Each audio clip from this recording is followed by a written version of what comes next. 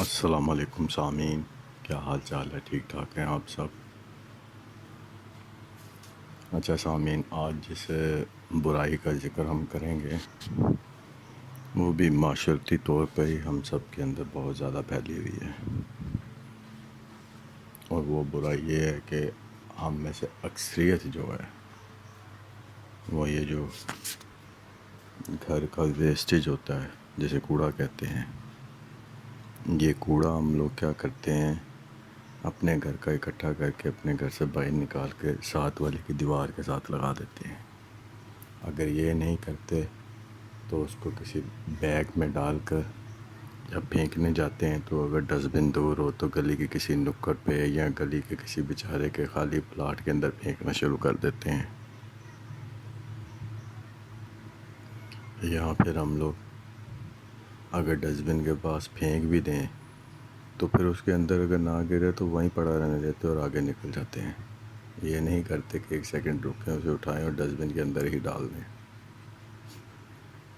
ہمیں اپنا گھر صاف رکھنے کی تو خواہش ہوتی ہے، شوق بھی ہوتا ہے، اور یقین بھی رکھتے ہیں کہ گھر صاف ستھرا ہونا چاہیے، لیکن اپنا محلہ، اپنا علاقہ، اپنا ملک صاف رکھنے کی کوشش نہیں کرتے، اور نہ ہمیں اس کا شوق ہوتا ہے، نہ ہمیں اس بات پہ یقین ہوتا ہے کہ ہمارا ملک صاف ہونا چاہیے، کیونکہ ہم لوگ یہاں پہ چھوٹی چھوٹی جہاں پہ ہمیں لکھا نظر آ رہا ہے کہ کسی نے اگر لکھا ہے کہ یار یہاں کوڑا پھینکنا منع ہے تو ہم وہیں پھینکیں گے۔ یہ ہماری شاید فطرت میں، پارک میں چلے جائیں کسی بھی، وہ ڈسٹ بن پڑی ہوگی لیکن اس کے ارد گرد ہی گند پڑا ہوگا، وہ اندر سے خالی ہوگی۔ یہ ہماری قوم کی سمجھنے کے ایک کوالٹی ہے ہم لوگ، اور پھر ماشاءاللہ اتنے عقل مند لوگ ہیں ہم لوگ، ہمارے محنت کش بھی، ہمارے کیا نام لیتے ہیں کھانے پینے والے، جو ان کو کھانے پینے کا بہت شوق ہوتا ہے، وہ لوگ بھی ٹھیک ہے، جن کی ایٹنگ ہیبٹ بہت زیادہ ہوتی ہیں، ہم سب ایک سے ایک بڑھ کے ہیں۔ ہمیں نظر آ رہا ہے کہ ایک شخص ایک گٹر لائن کے اوپر ایک ریڑھی لگا کے بیٹھا ہوا ہے، اور اس ریڑھی کے اوپر وہ جلیبیاں بنا رہا ہے یا کوئی کیا ہے اور کوئی بھی چیز بنا رہا ہے، اور وہیں گٹر لائن سے جو مکھیاں اڑتی ہیں وہی اوپر اس کے اوپر آ کے بیٹھ رہی ہیں، اور وہی ہم وہاں اتنا رش ہوگا کہ آپ کی سوچ ہوگی کہ اس کے پاس سے ہی ہم نے کھانا ہے، پھر ہمیں فوڈ پوائزننگ بھی ہوگی، پھر ہمارے پیٹ خراب ہوں گے، معدے خراب ہوں گے، پھر ہمیں مختلف بیماریاں لگتی ہیں، پھر ہم اسپتالوں میں جاتے ہیں، گورنمنٹ اسپتالوں میں جائیں تو پھر ان ڈاکٹروں اور نرسوں کو گالیاں دیتے ہیں کہ یہ لوگ لوگوں کا خیال نہیں رکھتے، پرائیویٹ اسپتالوں میں جائیں تو کہتے ہیں یہ لوگوں کی کھال اتار لیتے ہیں۔ تو میرے بھائی، ہم خود ہی احتیاط ہی نہیں کرتے تو اسپتالوں میں رش بھی تو ہم لوگ ہی ڈالتے ہیں نا۔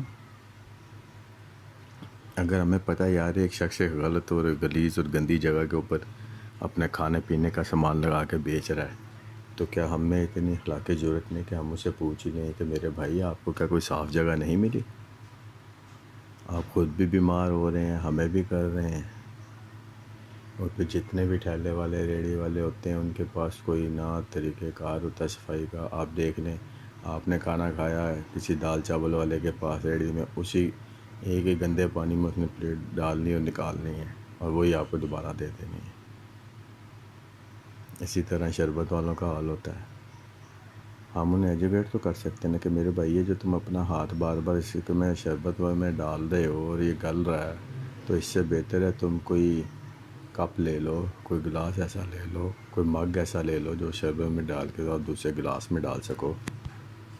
ہمیں ایجوکیٹ ایک دوسرے کو کرنا نہیں آتا، ہمیں تو بس یہ ہوتا ہے کہ کھاؤ پیو، ٹائم نہیں ٹائم نہیں ٹائم نہیں، کھلو جو ایسے کھلو کھا لو، اور بعد میں پھر بیمار پڑے ہو، سست رہو، کام نہ کر پاؤ اپنا، اور اس کا نام رکھ دو یار بہت زیادہ کھا لیا اب سستی پڑ گئی ہے۔ یہ نہیں پتہ کہ شاید میں بھی ہو سکتا ہے وہ آپ کو آستہ آستہ اندر بیماری لگ رہی ہے۔ ہم خود کوشش نہیں کرتے۔ ہم میں سے کتنی دفعہ ایسا ہوتا ہے کہ جو ریڑھیوں پہ کھانے جاتے ہیں ان میں سے کچھ لوگ ایسے بھی ہوتے ہیں جو صاحب حیثیت ہوتے ہیں، وہ ریڑھی والے سے پوچھ سکتے ہیں اگر بھائی میرے بھائی تمہیں ڈسٹ بن لانے کے پیسے نہیں تو ہم لا دیتے ہیں تمہیں. صفائی کا خیال رکھتے ہی نہیں ہیں. سب سے بڑی بات ہے کہ ان جگہوں کے اوپر خیال ہی نہیں رکھا جاتا. اسی طرح آپ دیکھ لیں ہماری فوڈ اتھارٹی والوں کو دیکھ لیں, ان کی بھی مرضی ہے, جس کو چاہے مرضی لائسنس دے دیں, ان کو بھی کوئی پوچھنے والا نہیں ہے. فوڈ اتھارٹی کا لائسنس لگا ہوتا ہے اور وہی دودھ والا آواز لگا رہا ہوتا ہے. یہ آپ کو بھی پتہ ہے کیا لگا رہا ہوتا ہے, ایک گڑوی کے ساتھ دوسری گڑوی فری, ایک کلو کے 1 لیٹر کے ساتھ دوسرا لیٹر فری. جو غلط ثابت کرے اسے 1 لاکھ. دودھ میں کوئی ملاوٹ نہیں, اور دبا کے ملاوٹ والا ہوتا ہے وہی جو جتنی صفائیاں پیش کر رہا ہوتا ہے اس کی چیز میں اتنا ہی گند ہوتا ہے. اور لیکن وہ لائسنسی بھی ہوتا ہے, لائسنس یافتہ ہوتا ہے پاکستان گورنمنٹ کا, کہ جاؤ جا کے لوگوں کو بیمار کرو, تو میں گورنمنٹ کی طرف سے اجازت ہے. اور جب گورنمنٹ سے پوچھو تو وہ کہیں گے جی وہ کیا کریں, نیچے محکمے میں گند ہے, چھوٹے چھوٹے لوگ رشوت کھاتے ہیں. پھر ان سے پوچھو چھوٹے والوں سے تو وہ کہیں گے جی بڑے بڑے کھاتے ہیں. بڑوں سے پوچھو وہ کہیں گے جی اوپر تک جاتی ہے. وہ کہتے ہیں نا تن, پنجابی کی بھی کہاوت ہے, تن نہیں تاندی ٹوٹی ہے. وہ پھر کہتے ہیں آوے کا آوے بگڑا ہوا ہے. ہاں یہ وہ حالات ہے. ہمیں خود سدھرنا پڑے گا. ہمیں یہی چھوٹے چھوٹے خیالات خود رکھنے پڑیں گے. ہمیں اپنے گھر کا کوڑا جب ہم پھینکتے ہیں, یا اپنے گھر کا کچرا جو کہہ لیں, یا گندگی جو کہہ لیں اٹھاتے ہیں, تو اسے ڈسٹ بن تک خود پہنچائیں, اسے اس میں ڈالیں. اگر ہمارے علاقے میں کارپوریشن نے ڈسٹ بن نہیں رکھی ہیں تو انہیں کمپلین کریں بھئی یہاں رکھیں. اسی طرح جو ریڑھی والے ہوتے ہیں, جو ٹھیلے والے ہوتے ہیں, ان سے کمپلین کریں کہ میرے بھائی یہ غلیظ جگہوں سے اٹھائیں اپنا ٹھیلا, کسی صاف ستھری جگہ لگائیں. اللہ رازق ہے آپ کا, جو تمہیں یہاں دے رہا ہو سکتا ہے وہاں اس سے زیادہ دے دے, لیکن جگہ صاف ستھری استعمال کریں کہ لوگ بیمار مت ہوں. ہمارے یہاں کسی کو پتہ ہی نہیں, پرواہ ہی نہیں ہوتی ہے. ہم بچپن سے لے کے بوڑھے ہو گئے ہیں, لیکن جو گٹر لائن اس ٹائم میں سیوریج کی لیک ہو رہی ہیں وہ لیک ہی ہو رہی ہیں, آج تک لیک ہو رہی ہیں. کوئی انہیں صحیح کرنے والا ہی نہیں ہے. ابھی آگے الیکشن آنے والے ہیں تو اس ملک کی حالت یہ ہو جائے گی کہ چھوٹی چھوٹی گلیاں, چھوٹے چھوٹے بازار, ان کی کھدائی شروع ہو جائے گی. جی کیا ہے جی, یہ بننے لگے ہیں جی. اچھا جی کب بنیں گے جی؟ کھدائی آج ہو جائے گی, بنیں گے الیکشن کے بالکل قریب. وہ 5 مہینے 6 مہینے عوام کی ایسی تیسی پھرتی رہے گی. وہ گلیاں, وہ بازار سارے اسی طرح کچے پکے رہیں گے. وہاں پہ بارشیں بھی ہوں گی, لوگ بھی گریں گے, زخمی بھی ہوں گے, لیکن کوئی چکر نہیں ہے, کوئی مشکل نہیں ہے اس ملک میں. عجیب و غریب لوگ ہیں ہم سب کے سب. سب سے پہلے میں نے تو کہا کہ سب سے پہلے اپنے آپ کو دیکھو, اپنے آپ سے لڑنا سیکھو. خود سے جنگ کرنا جو شخص سیکھ جاتا ہے نا, وہ پھر معاشرے سے بھی جنگ کرنا سیکھ جاتا ہے. معاشرے سے جنگ کرنے سے مراد میری ہے کہ معاشرے کی برائیوں کے ساتھ جنگ کرنا سیکھ جاتا ہے. جب اس کو خود احساس ہو جاتا ہے نا کہ میں نے یہ غلط کام کیا ہے, تو وہ سامنے غلط کام ہوتا دیکھ کے اگر اسے ہاتھ سے نہیں نا روک سکتا, تو وہ حدیث ہے نا کہ مومن کے اندر ایمان کی نشانی, مسلمان کے اندر ایمان کی نشانی یہ ہے کہ اگر وہ کسی برائی کو دیکھے تو اسے ہاتھ سے روک لیتا ہے. اگر ہاتھ سے نہ روک سکے تو اس سے کم درجے کے ایمان جو ہوتا ہے وہ منہ سے روک لیتا ہے, زبان سے بات کر کے اسے روکتا ہے, اسے گفتگو کر کے روکتا ہے. ایمان کا تیسرا درجہ یہ ہوتا ہے کہ پھر اسے دل میں برا کہتا ہے. اگر وہ کمزور ایمان والا ہے تو اسے دل میں برا کہے گا, اور اگر کیا نام لیتے ہیں وہ بالکل ہی برا نہیں کہتا تو وہ پھر انہی میں سے ہے, انہی جیسا ہے. تو یہ چیزوں کا خیال رکھنا پڑتا ہے. کوشش کریں, میں بھی کرتا ہوں, آپ بھی کریں. ہم اپنے گھروں کے جو ویسٹیج ہوتا ہے انہیں ڈسٹ بن تک پھینکا کریں. اور جو اگر کسی ٹھیلے والے یا کسی ایسے شخص کو دیکھیں کہ جو کسی غلط گندی جگہوں کے اوپر بیٹھا ہے اپنا ٹھیلا لگا کے کھانے پینے کی چیزیں, تو اس سے بات کریں, سے پیار محبت سے آرام سے گفتگو تحمل سے کریں, نرم لہجے میں گفتگو کریں, تو انشاءاللہ وہ آپ کی بات ضرور سنے گا.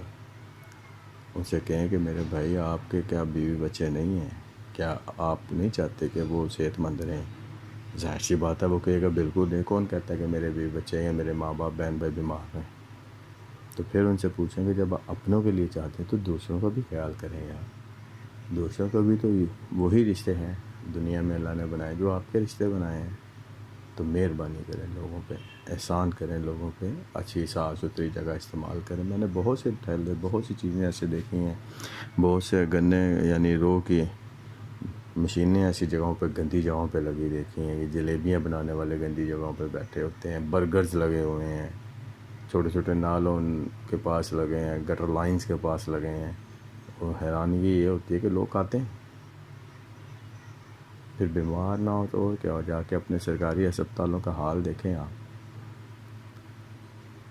اگر ایک بیماری کے لیے کسی بھی ایک بیماری کو آپ چوز کر لیں، اس کے لیے اگر ایک اسپتال میں 10 ڈاکٹر ہیں نا اس بیماری کے، تو دن میں اس کا 1000 مریض ہے، تو وہ 10 ڈاکٹر پورا دن بھی لگائیں تو وہ 1000 مریض چیک نہیں کر سکتے، تو پھر وہ کیسے کریں؟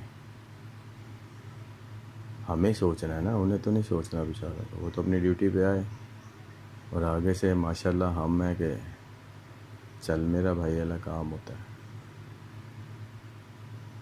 اگر ہم احتیاط نہیں کریں گے، ہم لوگ خود سے احتیاط کرنا شروع کریں، خود سے جس طرح اپنے گھر کو صاف رکھنے کی کوشش کرتے ہیں، اسی طرح اپنے محلے کو، اپنے علاقے کو، اپنے ملک کو صاف رکھنے کی کوشش کریں، جتنا بھی ہم کر سکتے ہیں، جتنی ہماری حیثیت ہو۔ فرض کریں میری حیثیت یہ ہے کہ میں اگر کسی کا کچھ نہیں بگاڑ سکتا تو راستے سے اگر 2-4 شاپر ہی اٹھا کر ایک سائڈ پہ رکھ دیتا ہوں یا اس کو ڈسٹ بن میں ڈال دیتا ہوں تو بڑا میں اپنی حیثیت کے مطابق اگر کرتا ہوں تو کوئی اور اپنی حیثیت کے مطابق کرتا ہے، کوئی اس سے بڑھ کے کرتا ہے، کوئی اس سے بڑھ کے کرتا ہے، تو آہستہ آہستہ ہر چیز اپنی لائن پہ آنا شروع ہو جائے گی، آہستہ آہستہ ہم واپس اپنے اسی ملک کی طرف آنا شروع ہو جائیں گے جس میں خوشحالی تھی، جس میں سکون تھا، امن تھا، اخلاق تھا، تمیز تھی، تہذیب تھی، ایک مضبوط معاشرہ تھا، ایک وہ قوم تھی جس قوم کا خواب اقبال نے دیکھا تھا، وہ 2 قومی نظریہ جو پیش کیا گیا تھا وہ قوم تھی۔ آج ہم نے اس قوم کو پھر وہ متنجن ہی بنا کے چھوڑ دیا، مکس کر دیا ہر دوسری قوم کے ساتھ۔ چلیں اللہ تعالی ہم سب کے حال پہ رحم کرے۔ آخر میں پھر وہی کہ یار زندہ صحبت باقی، اور اقبال کا وہی شعر کہ شاید کہ تیرے انداز بیاں اگرچہ کوئی شوق نہیں ہے، شاید کہ تیرے دل میں اتر جائے میری بات۔